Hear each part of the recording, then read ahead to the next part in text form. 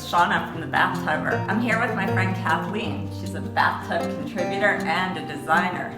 And I'm so lucky to know her because she knows a lot of useful information when it comes to bathrooms. Well, I know that choosing tile for your bathroom can be a really overwhelming idea. I do this a lot for other people, but when it was time to pick tile for my own bathroom, it stressed me out. So, I have come up with a process for you to get over your overwhelmedness. I'm going to walk you through this process, and then we're going to give you a link so you can get a worksheet to help you make that first step. Yeah, we're focused on helping you make bathroom redesign as stress-free as possible. So what's the first thing you want to do when you're choosing tile? The first and really the most important thing you need to know is how much money do you have? How much money can you actually spend on your tile? There are a bazillion options, and I mean, if you have a big budget or a small budget, you can have the tiled bathroom of your dreams, but you just have to have a good place to start. What's the matter if you go into the store first and kind of just see what there is? That would be probably how I would do it. Well, the problem is you might fall madly in love with some tile that you really just don't have the money for. But anyway, just have your budget first to avoid disappointment. Okay, makes sense. So after you do that, what's next? Well, once you've determined how much money you can spend on tile, you need to determine just how much tile you need. So that means, first of all, first get the square footage of your floor, because you gotta have tile on your floor, or at least some non-porous material. So then you need to decide how much of your walls you would like to have tiled. Again, look back at your budget. First the floor, and then there's so many different schemes for tiling your walls. The first thing you need to do is make sure you tile in your shower. Ideally, you tile all the way to the ceiling. That's just a personal preference. But you definitely want to have enough tile to tile at least a foot above your shower head. Why do you like to go all the way to the ceiling? Well, I mean, a couple reasons really. The first reason is I just think it looks better. But secondly, if you don't have a porous surface, it's going to get water on it, and sometimes the water will stick there, and eventually it might make the paint ripple. It also might mildew. You bathtubbers might have a freestanding bathtub in your bathroom. In this case, I would say that would be the next place to put tile. I would say tile up at least about a foot above the very highest point of your bathtub, if you can. Okay, and then are you ready to buy? Oh no. You need to choose the bathroom tile material you like, and this is actually a really important step. There's so many different kinds, so many different materials. Ceramic will be your least expensive material. It's actually a beautiful material. I use it a lot. It comes in all different colors and shapes, and you can play with that. If you're on a budget, that's a great place to play with color and shape. There's also porcelain tile, which is super durable, a little bit more expensive. You can use natural stone, which includes marble. It's not a great choice for your bathroom, because you kind of don't want it to be too porous in your bathroom, but it looks beautiful, so if you're willing to take care of it, awesome.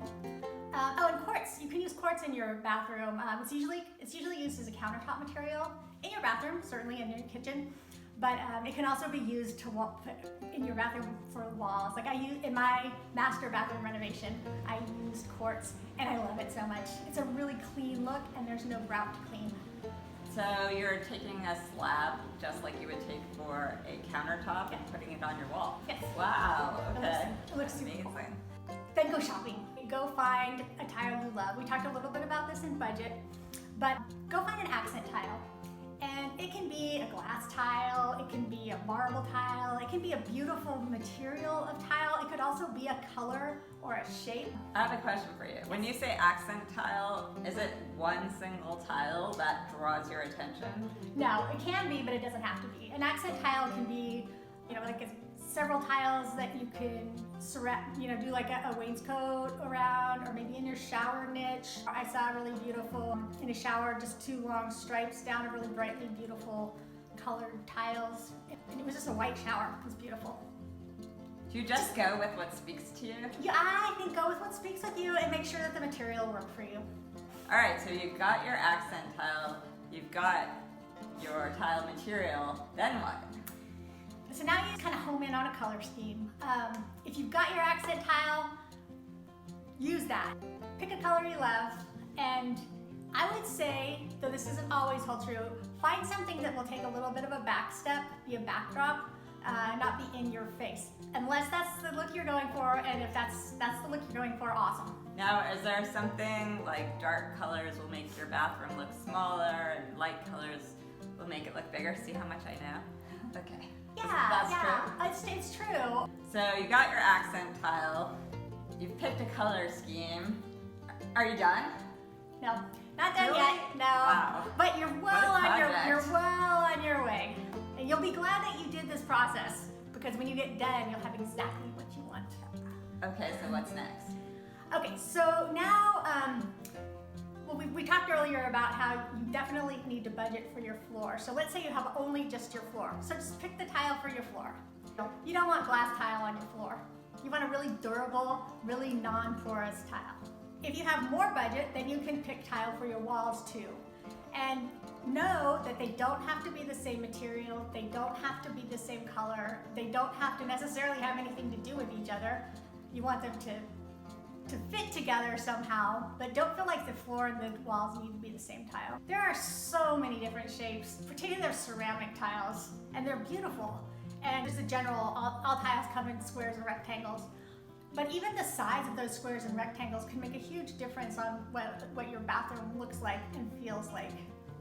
My most recent master bathroom renovation, I used a really large format tile on my walls. To me, it makes it feel a little bit sleeker and a little more spa-like. Spa-like. I'm down with that, for sure. So, are we going to talk about how you should lay out your tiles? Yeah, there's all different kinds of layouts too. Sometimes the shape of your tile will determine at least partially your layout. Say you're going to start with a 3x8 rectangular tile. You can do like the typical like bricklay pattern. You can do a stack pattern, which is what it says. It's just stacking on top of each other. It's one of my favorites. It's a really distinct look. And there's something called herringbone, which isn't used as often. And sometimes if you pick a particular shape of tile, like I've seen this shape that's sort of a hexagon, I mean that'll determine your tile layout for you. There's not really a whole lot you can do with that. Are you done with your bathroom tiling at this point? No. Last, Really? but certainly not Wow. least. This is really important.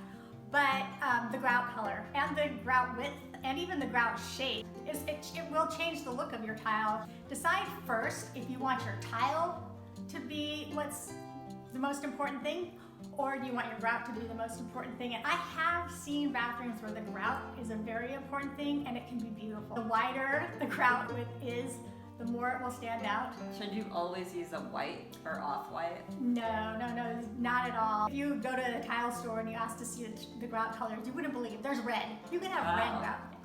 So, once you go through all of these 10 steps, what then? Then you have this awesome bathroom that you love. And why do you like this 10-step process?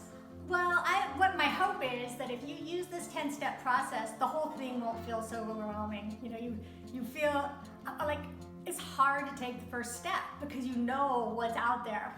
But if you use the worksheet, you got your first step already taken, really. And then you can just follow it out, follow on down, and you got it. Where do they find the worksheet?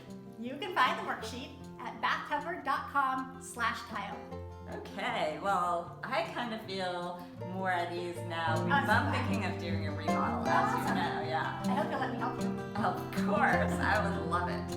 Okay, well, thank you, Kathleen, so much My for pleasure. joining us today. And happy bath